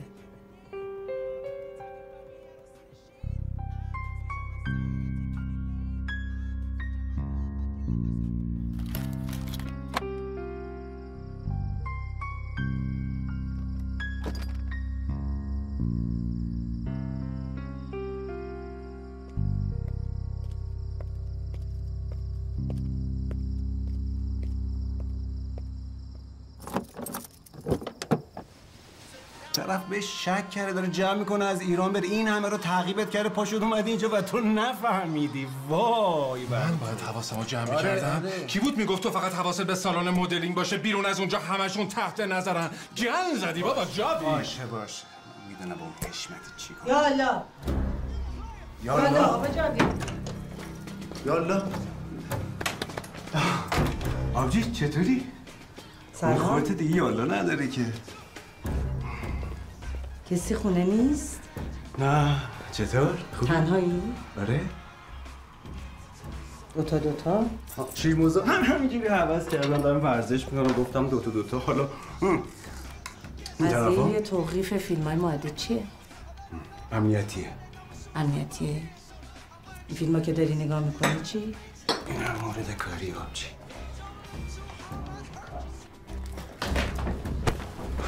این روسری چقدر بهت میاد قشنگ با رنگ چشت جان. حواس منو پرت نکن. این چیزای امنیتی کاری چیه توضیح بده؟ شما نپرس امنیتیه. همه چی امنیتی. من گفتم میخوام رئیس جمهور بشم. تاکید کردم با همه اعضای خانواده که کسی دست از پشت خطا نکنه. وقت شما اینجوری دستی داری بهانه میدی دست شورای نگهبان. من غلط بکنم. من نمیدونستم، گفتم شما آسیب دیدی بذار به حال خودش. نمیدونستم تو خونه آقا اینجوری. یه لحظه چیز دیگه ای نداری ببرم؟ چیز دیگه ای نداری؟ چیه آبجی؟ من رخ سماوات نیستم اگر این هفته برای شما یه دختر مناسب پیدا نکنم. یه چیزی بهت بگم آبجی جون. نگاه کن من تو این خونه هیچ کاری نمیکنم، مطمئن باش. بعد یه چیزی آبجی جان آبجی، یه حاج خانومی از واقعیت ازش خوشم اومده، میخواستم شما همین خانومی که داشت از زن میرفت بیرون؟ کدوم؟ خیلی خانوم با شخصیت، با وقار.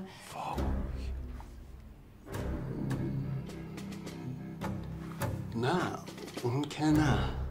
نه؟ پس بفرمایید. بله خانم دکتر، دیگه باید متوجه شده باشید که برادر من عاشق شده. بله. البته قبل از اینکه نظرتون رو راجبش بگید باید بدونید که برادر من خیلی شلخت است.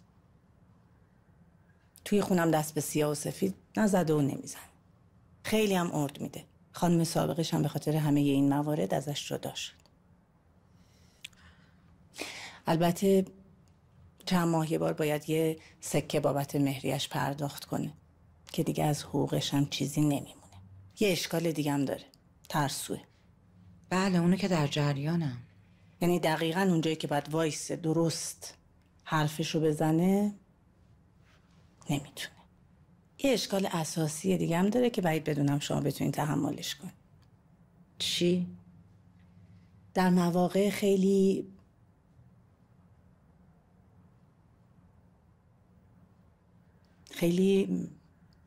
نزدیک، یعنی مثلا صمیمی عاشقانه بهتون میگه حاج خانم. چیز دیگه مونده که بخواین بگین یا نه؟ باشه برای بعد. خیلی ممنونم که تشریف آوردین. از قول من به جناب سرگرد بگین اگه واقعا به من علاقه منده خودش پاشه بیاد اینجا، ترسشو بذاره کنار، مردونه حرفشو بزن. یعنی شما با همه این مشکلاتی که من گفتم هیچ مسئله‌ای ندارین؟ بهش بگیم بیاد، به خودش میگم. بهت میگم. بله؟ بله بمون میگم. الو. بله سلام، مرسی، ممنون. اینجا یه ذره من شلوغم، یه چند لحظه گوشی رو نگه می‌داری؟ ممنون. اصلا نمیشه رو این آدم سرمایه گذاری کرد. ببین من چند بار به تو گفتم. درستش. بله عذر میخوام. خیلی خوب. داره دیر میشه، زودتر جابجاشون کن. وقت نداریم بابا.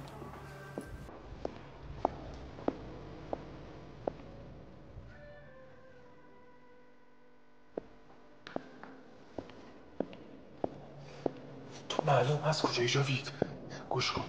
گوش کن همین الان این دختر مهتاب فرهمن داشت با تلفن حرف میزد، میگفت جابجاشون کن. با کی حرف میزدی؟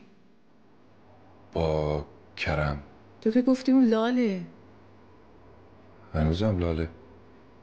ولی خب میشنوه که. ببین تو یه چیزاییت با یه چیزاییت نمیخون. خونه فرشته و شابدالعظیمت، بیرون رفتنت با بچهای شرکت. تو کی هستی؟ اینجا چی کار میکنی؟ من یه دروغی به شما گفتم. چه دروغی؟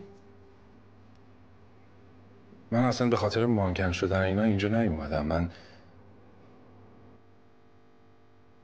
من عاشق تو هم. برو بیرون. فردا صبح میگم پولتو بریزم به حسابت.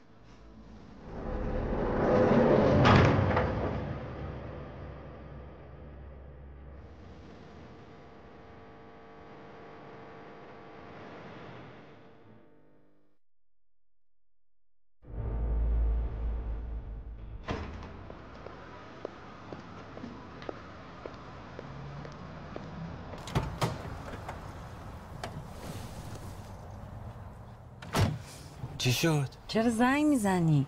چی شد؟ را بیافت. آبجی چی شد میگی؟ چقدر خانوم، چقدر ناز. آره دیدی؟ ای پسره بزدل. کی من؟ نه من ترسو. آبجی به من نگو ترسو دیگه بابا، تو دیگه منو میشناسی دیگه، تو که میدونی تو چه ماموریتی بودم رفتم هستم. هی میگه ترسو ترسو ترسو شیطون میگه بلندشم برم اونجا. برو. نه الان که نه، الان منظورم بعد همه این چیزاست. اون گل آوردی چی گفتم به؟ اینقدر جرأت نداری بری وایسی اون تو حرفتو راست و درست بزنی؟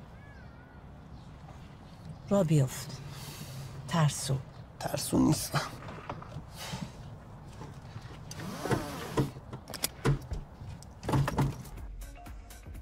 مهتاب داری با خودت چیکار میکنی؟ بابا همه مردا که مثل هم نیستن. یوسف سامان نیست. گفتی امتحانش کن، امتحان کردم. تفلکی دست از پا خطا نکرد. اخطار سوم بانکم اومد و 1 میلیارد قصه عقب افتاده داری. دیر یا زود این خونه پدری تو میذارم واسه مزایده، هممونم میندازن بیرون. وقت تو میمونی یا لجبازیت. نکن بابا مهتاب نکن. این طرها همش پوله، همش سکه است. اینطوری گولش نکن. ناویزون هیچ جا نمیره. میدونم از یوسف خوشت میاد، ولی تو تحمل کن. تو انرژی تو بذار بر فستیوال، اونجا قرارداد خوب ببندی، مشکل واممون هم حل میشه. من نمیام، بریم شما. میدونم چته. دخترها رو با پرواز میفرستیم، خودم و خودت و یوسف ستایی با ماشین میریم. یوسف این همه را کجا میریم؟ مهتاب سفر فرصت خوبیه بیشتر بشناسیش.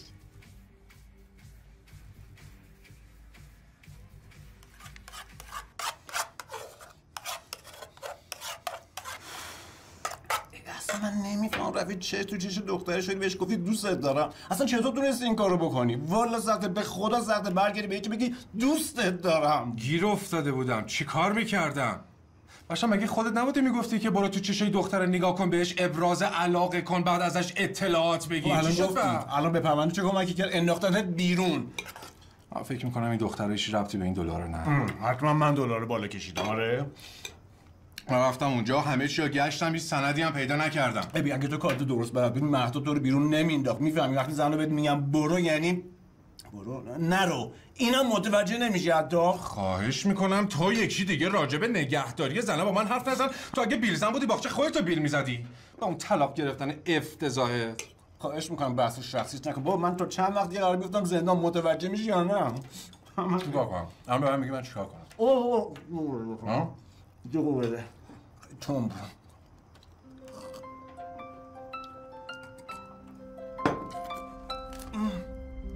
شهره است.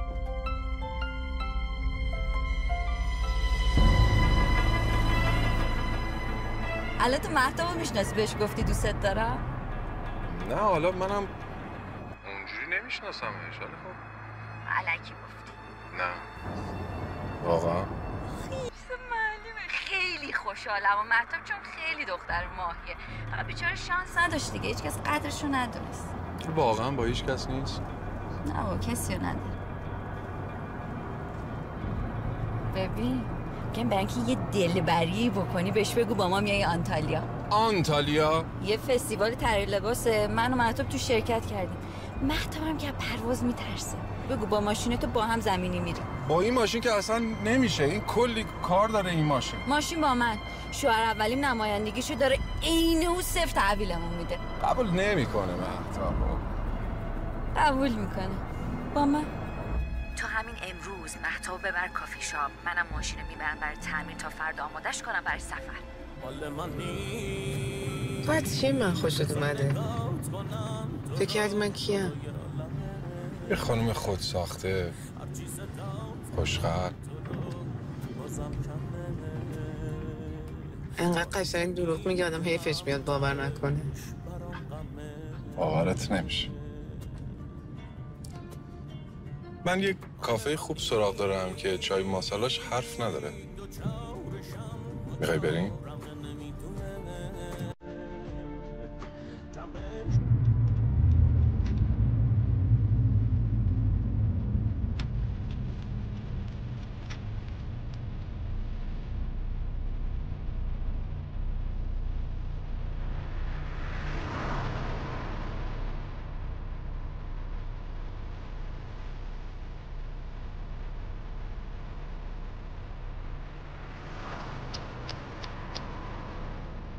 آقا یوسف مار.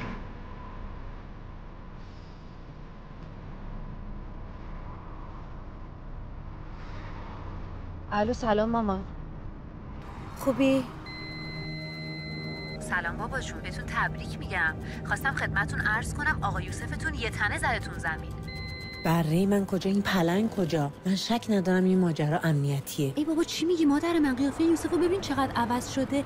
این بررس، این الان شده جوجه تیغی. اگه آرایشگرش بد بوده پسر من مقصره؟ من نمیفهم شما چرا متوجه نیستین؟ دارن برای شما پاپوش درست میکنن، میخوان بدنامتون کنن که رئیس جمهور نشین. پسرتونم کردن چی؟ تومه.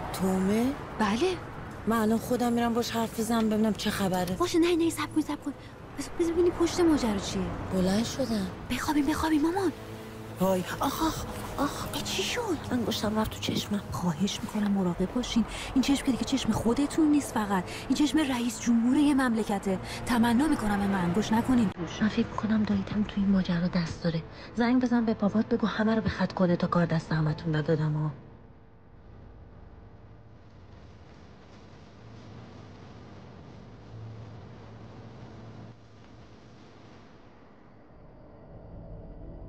بله آفرین، ماشاءالله. اصلا فکر نمی‌کردم آینده سیاسی من انقدر براتون مهم باشه.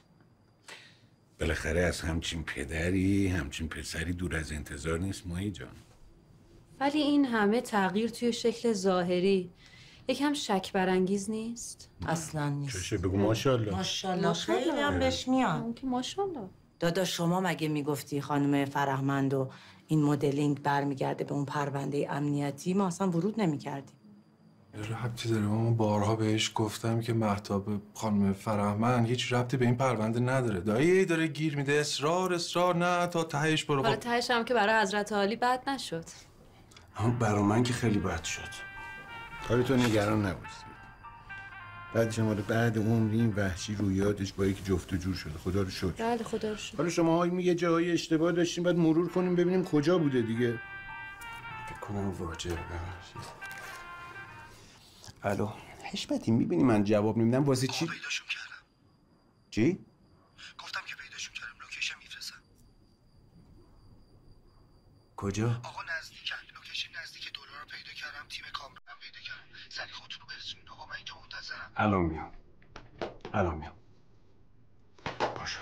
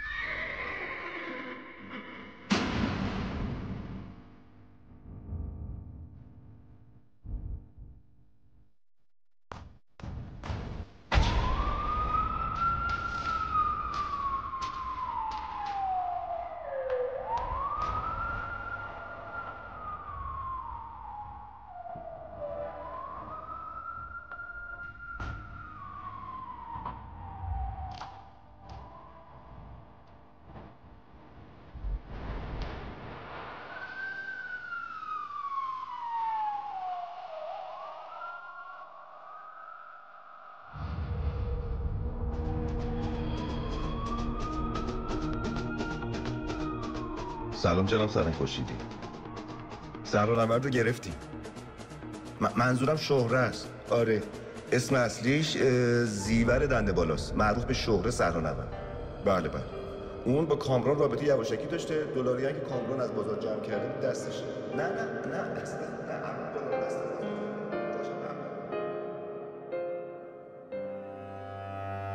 انقلاب کردیم از برای جمهوریت، عدالت و برابری و باز هم برابری. من، ما و شما برابریم. پس اگر فرزندی از فرزندان این سرزمین توان تحصیل ندارد، ما مقصریم.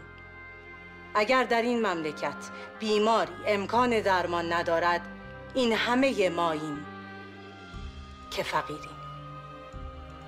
هیچ تبعیضی بین ما نیست. پس ما همه مقصریم. من مقصرم. من آمدم از برای تغییر. من آمدم زیرا به اراده و قلب تپنده مردمان سرزمینم باور دارم. زنان، جنان، ژنکان، دختران، مادران، ماسان، آنالار، دایککانم، سکان، منالکانم، عزیزانم، گیانم. آمدم تا شما هم بیایید.